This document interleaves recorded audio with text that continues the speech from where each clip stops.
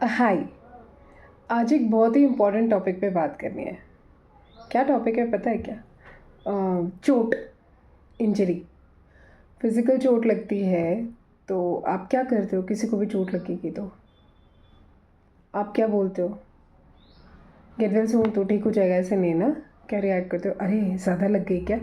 Sit down, बैठ जा, मैं एक गिलास पानी देता हूँ या पट्टी कर देता हूँ तेरे हाथ पे। पर जब किसी को चोट लगती है इमोशनली, या चोट लगती है कि किसी ने कुछ इतना बुरा किया है किसी के साथ कि वो इंसान सह नहीं पा रहा, इमोशनल चोट लग रही है और वो इंसान रो रहा है उस चोट की वजह से, कई बार 2-3 बार ज़्यादा ही रो रहा है, तब क्या बोलते हैं? अरे यार, इमोशनल मत हो, डोंट टेक स्ट्रेस, दुनिया तो ऐसी ही है, तुझे रहना आना चाहिए। कितना अलग हम व्यवहार करते हैं ना जब किसी को इमोशनल चोट लगी होती है। तो क्या हम सोचते भी हैं कि ये इंसान सेंसिटिव क्यों हुआ है, या हम सिर्फ लेबल लगा के उसको बदनाम करते हैं? You are emotional fool, you are sensitive. कभी सोचते हैं कि सच में यार एक दिल पे क्या गुजरी होगी? किसी ने इस बंदे का इंसल्ट किया है, किसी ने इससे कभी नहीं कहा कि यू आर गुड इनफ, किसी ने इसके प्यार को वैल्यू ही नहीं किया है, इसके दिल पे क्या गुजर रही होगी? नहीं, हम वो कंपैशन रखते ही नहीं। हम उसको ये बताते हैं you are emotional fool, you are sensitive. तो तुम्हें सेंसिटिव नहीं होना है, तुम्हें स्ट्रांग होना है। चोट तुम्हें लगी है तो you should learn how to handle your self. जबकि फिजिकल चोट लगती है ना तो हम सारा केयर लेते हैं, उसको आइस बैग ला के देंगे, उसका टेम्परेचर चेक करेंगे, उसको शायद हल्दी वाला दूध भी देंगे। लेकिन इमोशनल चोट लगती है तब you get well soon on your own. कभी हमने ये सोचा ही नहीं कि जिसको इमोशनल चोट लगी है, अगर वो अपना ख्याल खुद ही रख सकता तो आपके पास अपने दिल की बात कहने आता ही क्यों? Why damn that person is sharing his or her pain with you? नहीं आता ना समझ में? You know what? उस इंसान को पूरी दुनिया में इस वक्त वो जिससे भी अपनी बात शेयर कर रहा है ना, वो बहुत ही रिलायबल आदमी लग रहा है। वो पूरी दुनिया में वो उस एक इंसान को ट्रस्ट कर पा रहा है, which is very difficult for that person to do even. अब वो जब ट्रस्ट कर पा रहा है और आपको अपनी बात बता रहा है, तो आपको क्या करना चाहिए? उस इंसान की क्वालिटीज़ कभी गिनवा है आपने? या आपने सिर्फ यही कहा उससे, ओ यू, तुझे तो खुद ही समझना चाहिए, you are an emotional fool. उसके अंदर का कंपैशन मर जाएगा, उसके अच्छे की अंदर की अच्छाई मर जाएगी। वो ये समझ नहीं पाएगा कि क्या अच्छा होना ही बुरा है क्या? To be good to others, is it bad? Just because he or she is being treated badly.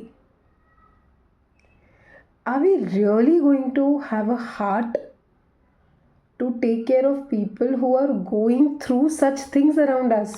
हमारे आसपास के लोग हैं, हमारे फैमिली मेम्बर्स ही हैं, और हम उनको ये एक स्टेटमेंट चिपका के ना, you are vulnerable, you are emotional, you making weak, you making them weak, जबकि वो लोग वीक नहीं है। माइंड यू, तुम्हें नहीं दिखाई दे रहा कि जो इंसान दर्द सह सकता है ना, और जो वो दर्द के बारे में सोल्यूशन ढूंढ रहा है ना, उससे बड़ा स्ट्रॉन्ग इंसान आज की डेट में कोई नहीं है। You would not believe, resilience सबसे बड़ा कोर स्ट्रेंथ है। किसी चीज़ में टिकना, तूफान में टिकना स्ट्रेंथ की निशानी है। आप आसानी से तूफान में नहीं टिक सकते।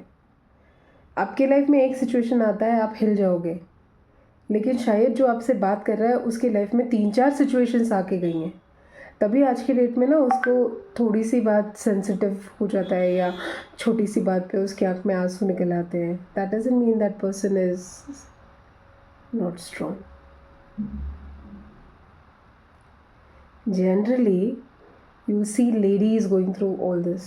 I don't say men do not go, but generally ladies go through so much that at a point they become little bit vulnerable. That doesn't mean that they do not, they are not strong enough. ऐसा नहीं है. They are very strong enough and they handle situations very nicely. पर कितना मजाक उड़ाते हैं ना हम औरतों का. अरे ये तो सेंसिटिव ही है, इनको कुछ अक्ल ही नहीं है. एक औरत डिसीजन क्यों नहीं लेती होगी, स्ट्रॉन्ग डिसीजंस क्यों नहीं लेती होगी? Because she cares. That is not her weakness. Guys, all this video is not to create an thing where you realize कि क्या कर रहा है इमोशंस को, कहते बहने देना है क्या लेडीज़ को. नहीं, यू सपोर्ट देम. देखो, जब कोई वेंट कर रहा होता है, कोई अपनी बात कह रहा है, तब उसको कहने दो, पर उसको ना रीस्ट्रक्चर और स्ट्रेंथन करने में कैसे हेल्प करनी है वो सोचो. कि भाई इसने बताया कि इसको जो है, सपोज एक एग्जांपल लेते हैं कि एक यंग लड़की है, उसका ब्रेकअप हुआ है, 16 साल की लड़की है, उसको किसी लड़के ने डंप करके वो चला गया आगे उसकी लाइफ में. उसको उस लड़की की कोई वैल्यू नहीं थी, वो बस चला गया उसकी लाइफ में से. जस्ट इमेजिन ये लड़की क्या फील कर रही होगी अपने बारे में कि I am good for nothing, I am not good to look at, या I am not the best person, इसीलिए सामने वाला मुझे रिजेक्शन मार के चला गया. Is that correct? No, it is not correct. That person had his own priorities. He has left. We all know कि this world is full of priorities. तो भी इस लड़की को आप कैसे एम्पावर करोगे? Are you going to go and tell this lady कि I think तुम्हारे साथ बहुत बुरा हुआ and you should be more careful about choosing guys ahead? क्या उसने सोच समझ के उस लड़की से प्यार नहीं किया? सोच समझ के तभी तो प्यार किया होगा ना. उसकी एबिलिटी, डिसीजन मेकिंग एबिलिटी पे डाउट ना करके उसको ये बताना कि see, this person was not even worth what you gave him, and accidents can happen. Get over it. And how do you get over it is try and find something which is more meaningful. And then helping that girl to get empowered and get out of the situation, she'll bless you throughout her life. Instead of telling her, इतना भी समझ में नहीं आता है क्या, कोई तेरे को बेवकूफ़ बना के गया, how can you even take it, मुझे तो पहले से ही पता था वो लड़का तुझे डम करके जाएगा. What are you trying to tell someone? कभी जब हम एडवाइसेस देते हैं ना, हमें थोड़ा सा सोच के बोलना चाहिए. Think before you speak. Think before you speak कि सामने वाले के ऊपर इसका क्या असर हो रहा होगा. Thinking that you are the only smartest one on this earth and others are बेवकूफ़, इट्स अ बिगेस्ट मिथ. हर इंसान अपनी लाइफ जी रहा है और हर इंसान अपने पेस से सीख रहा है.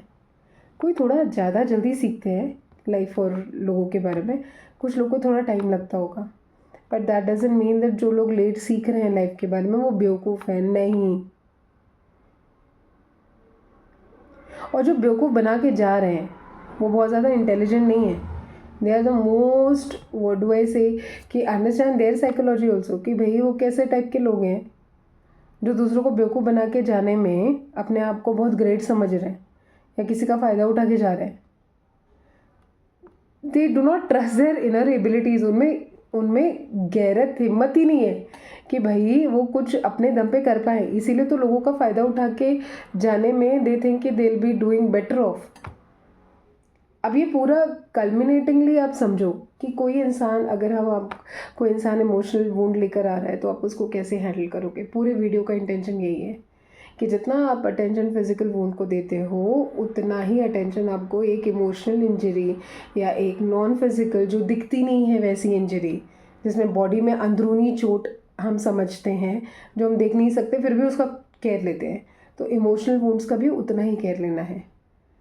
कोई इंसल्ट हो रहा है, कोई रिग्रेट में जा रहा है, कोई फेलियर में जा रहा है, कोई रिजेक्शन फील कर रहा है थ्रू आउट लाइफ, कोई अपने आप को लो सेल्फ एस्टीम में जा रहा है. All these are emotional wounds, scars, जो अपने आप ठीक नहीं होते. जैसे फिज़िकल वुंड को ट्रीटमेंट की ज़रूरत पड़ती है, वैसे ही इमोशनल वुंड को भी ट्रीटमेंट की ज़रूरत पड़ती है. इसीलिए थेरेपिस्ट हैं, that is definitely therapists are doing their job. आपको बात करनी है, you are more than welcome to talk to a therapist. But friends क्या कर रहे हैं, फैमिली वाले क्या कर रहे हैं, जो बेटर कंट्रीब्यूट कर सकते हैं वो लोग ही अपना रोल भूल जाएंगे ना, तो अकेला थेरेपिस्ट या और भी कोई ट्रीटमेंट कुछ काम नहीं आने वाला है। Guys please wake up, it's alarming. किसी को प्लीज़ अकेला मत छोड़ो and take care of people who really need care. It's easier said and done. किसी को इमोशनल चोट लगी है, उसको ये मत बताओ कि तुम इमोशनल फूल हो, उसको ये बताओ कि भाई तेरी स्ट्रेंथ क्या क्या है। तेरे जैसा ही इंसान वो गधे को सपोर्ट कर पाया और उसके अंदर क्वालिटीज़ देख पाया, वरना और किसी के बस का नहीं है ऐसे इडियट को के अंदर भी अच्छा ही ढूंढ लेना। So don't think bad about your self, go ahead and think what best you can do for yourself. Don't treat yourself bad because someone else has treated you badly. ये उस इंसान को बताना बहुत ज़रूरी है, because one person has treated that person badly, that person is treating him or herself badly continuously. उसको याद भी नहीं है ये बात, वो उसकी हैबिट में चला गया है। Guys, please take care of emotional wounds too. Have a nice evening ahead.